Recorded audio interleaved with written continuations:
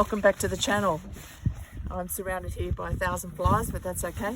We've just left William Creek this morning and we're on the Unadata track heading towards Unadata, and we've just pulled over for some morning tea and just doing a bit of sightseeing of the old GAN there. It's an amazing old bridge.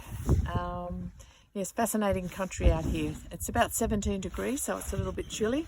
So yes, just keep with us. We'll just see what we can find further on down the track.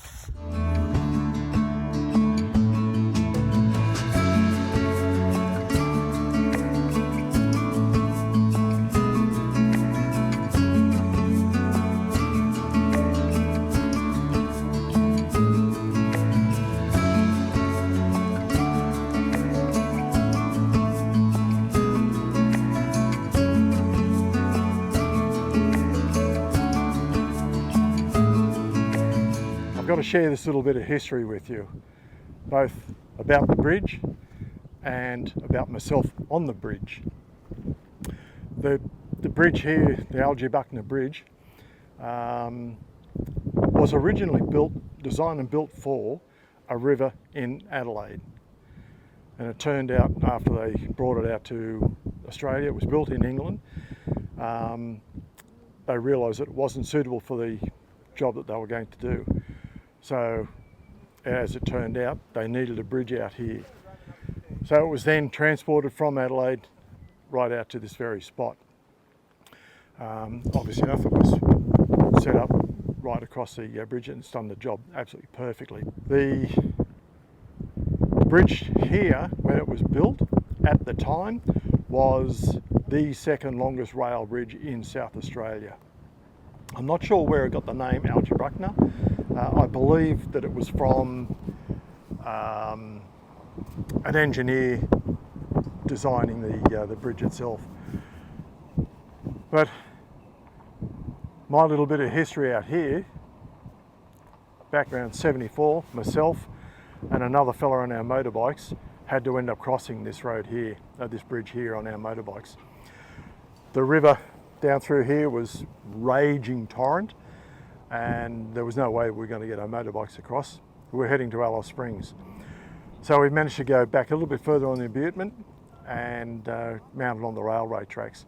Thankfully at the time, along the tracks themselves or between the tracks, there was checker plate steel put in place. But there was big gaps in the sleepers and there was no checker plate. So we ended up scouting around all around the area and found star pickets and sticks and anything that we could find to mount checker plate on.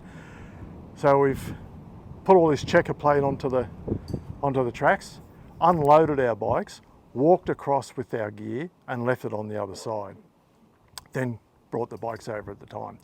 The mate that I was travelling with had a 550 Honda 4, so those people that know motorbikes will know the type of motorbike. So we took his bike over first and got across successfully.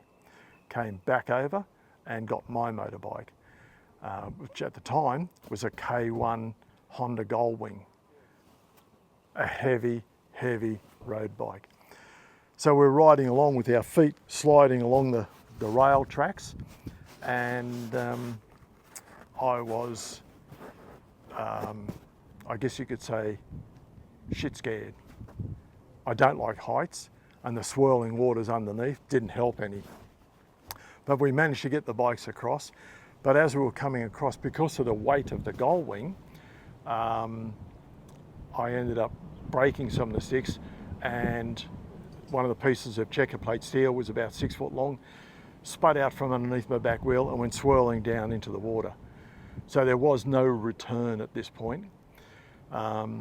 We've managed to get our bikes just off to the other side of the bridge, and I could hear a sound, but I wasn't sure what the sound was.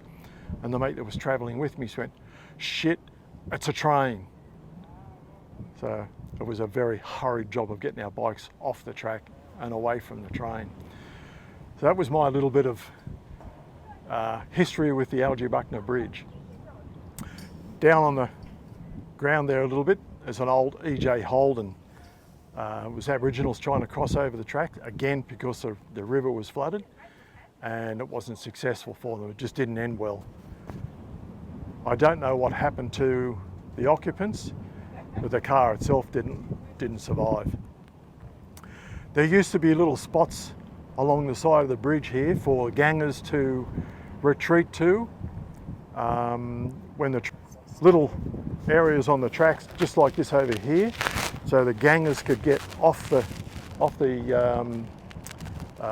tracks and into these little retreats if and when there was a train coming by. So whether the Aboriginals that were in the old EJ retreated to that, I don't know. I don't know what the story was there, but I know the car came out second best. Right at present, I'm not a big fan of heights, so I'm going to retreat myself. Cheers, guys.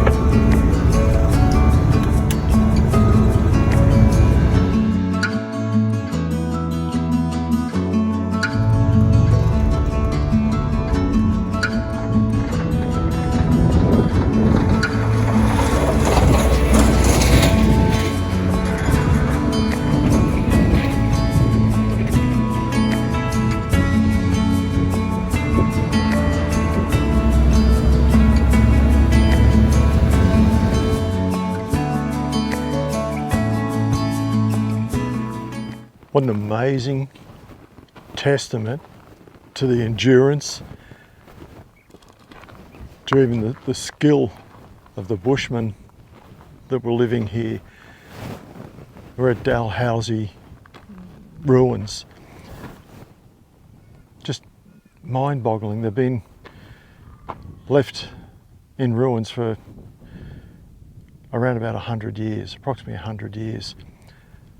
There's a good deal of it still standing, and they weren't builders, they weren't architects, they were just people trying to make it a go on the land. This is it's quite remarkable. The hardships out here is just so difficult to fathom. Today, it's nice and cool, it's about 20 degrees, and the sun's out there, and the sun's got a bit of a bite in it, even though it's that cool, there's a breeze blowing.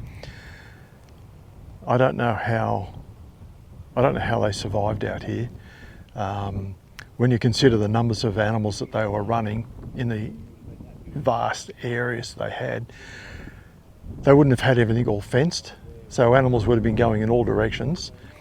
Cattle, sheep, goats, camels, just so difficult to just fathom how they managed all of this.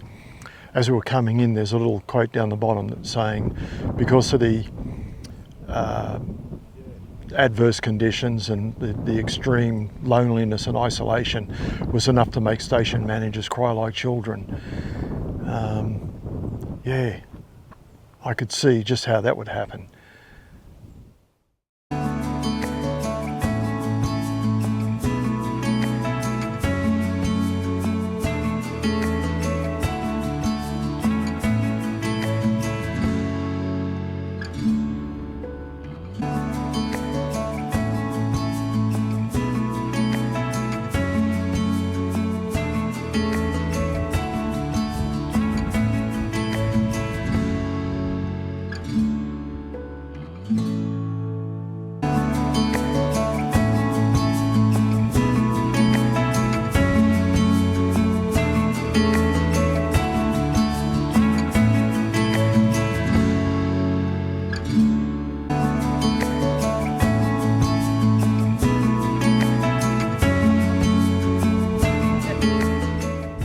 A little oasis in the middle of the desert, yeah, hard to beat. Having our flesh and skin rejuvenated by the spring water and picked clean by the fish. The goby fish. Yeah, way to go.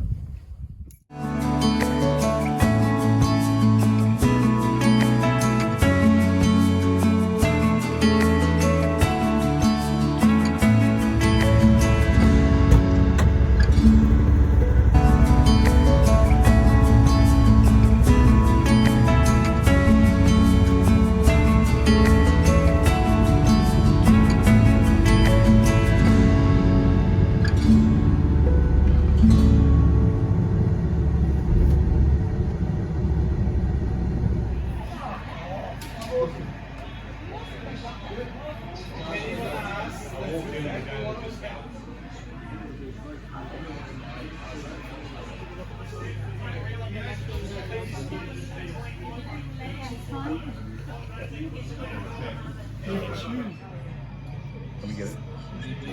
Let me get it. Yeah, got pots. Yeah. Does he have a name?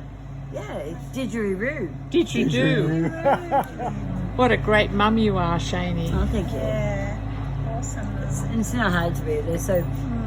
They kiss you. You know, the way they bond with their mums is they kiss them, and they hug you. So they've got little hands. They actually hug you. At the same time, then their eyes hood over and they bite you and kick the shit out of you. Yeah, okay. When they're But that's older. not. That's not. And that's anything. what they would do to their own siblings. Yeah, and exactly. mums. Just recently, I've noticed a couple of wallabies around our place there. You'll see I'll say the male. The alpha trying to- male. Yeah, trying to coerce the The females. female, Yeah. And they're almost holding hands. You know, they do. I mean, they're so tactile. They're so. I mean, I haven't had kids, but I've had baby roos hug me and they want to kiss you. Yeah. It's pretty special. It's very special. Yeah, they're very. Very special. Yeah.